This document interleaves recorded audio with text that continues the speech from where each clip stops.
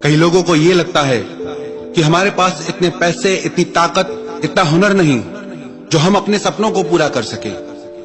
हमें यह लगता है हमारे पास वो सब नहीं जो सफल लोगों के पास है। जो हमारी जिंदगी की कमियां हैं उसकी वजह से हम सफल नहीं हो पा रहे, आगे नहीं बढ़ पा रहे। जापान में एक लड़का था, उसकी जूडो सीखने की बहुत इच्छा थी।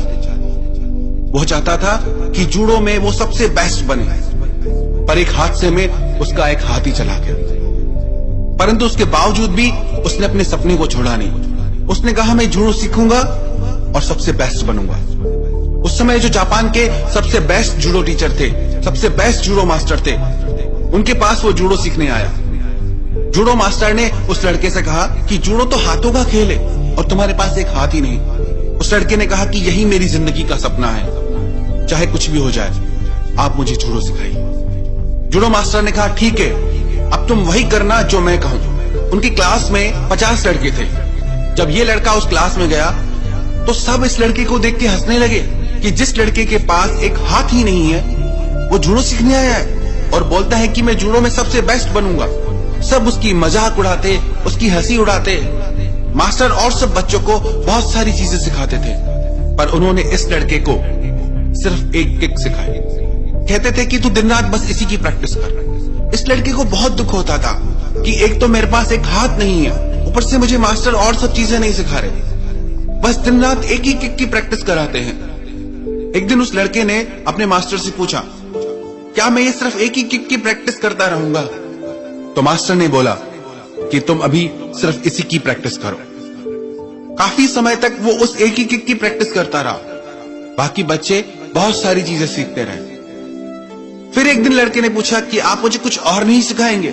मास्टर ने बोला कि नहीं, तुम बस इसी की प्रैक्टिस करो। और आखिर में ऐसा हुआ कि जिस लड़के का एक हाथ नहीं था वो अपनी क्लास के सारे विद्यार्थियों को हराकर जीत गया। वो लड़का खुद आश्चर्य में पड़ गया कि मैं कैसे जीता।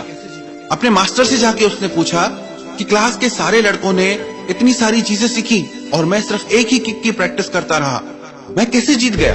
तो मास्टर ने कहा कि मैंने जो तुम्हें किक सिखाई वो सबसे कठिन किक थी और तुम उसी की ही दिन रात प्रैक्टिस करते रहे। उस किक से जीतने का बस एक ही तोड़ था, एक ही उपाय था कि जो वो किक मार रहा है उसका बायां हाथ पकड़ के उसको जमीन पे गिरा दो। पर तुम्हारे पास तो बायां हाथ ही नहीं, इसीलिए तुम जीत गए। तुम्हारी कमजोरी ही तुम्हारी जीत बन गई, उसकी कमजोरी ही उसकी ताकत बनी। तो क्या हमारी कमजोरियां हमारी ताकत नहीं बन सकती? हमें हर चीज में क्यों शिकायत रहती है कि मुझे भगवान ने ये नहीं दिया, मुझे भगवान ने वो नहीं दिया, मेरे पास ये चीज नहीं है इसीलिए मैं आगे नहीं बढ़ पा रहा, मेरी जिंदगी में ये परेशानी है इसकी वजह से मैं आगे नहीं बढ़ पा रहा। वही लोग जिंदगी में आगे बढ़ते हैं, वही लोग जिंदगी में मंजिल को हासिल करते हैं जो इन परेशानियों से, चुनौतियों से पढ़ के आगे निकल जाते हैं। हमें क्यों हर बात से शिकायत रहती है? गर्मी बढ़ जाती है, लोग कहते हैं कि हम तो परेशान हो गए, कितनी गर्मी है। बारिश बढ़ जाती है, लोग कहते हैं कि हम परेशान हो गए हैं इस बारिश से।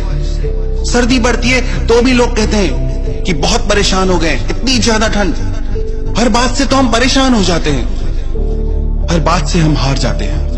एक बार अपने भीतर की हिम्मत को जगा के इन सारी परेशानियों से आगे बढ़ जाओ। सारी चुनौतियों, सारी तकलीफों से जीत के दिखाओ। आपकी मंजिलें, आपके सपने आपसे इसलिए दूर नहीं क्योंकि वो मुश्किल हैं, वो आपसे इसीलिए दूर हैं क्योंकि आपने उनको मुश्किल समझ के चलना ही छोड़ दिया है।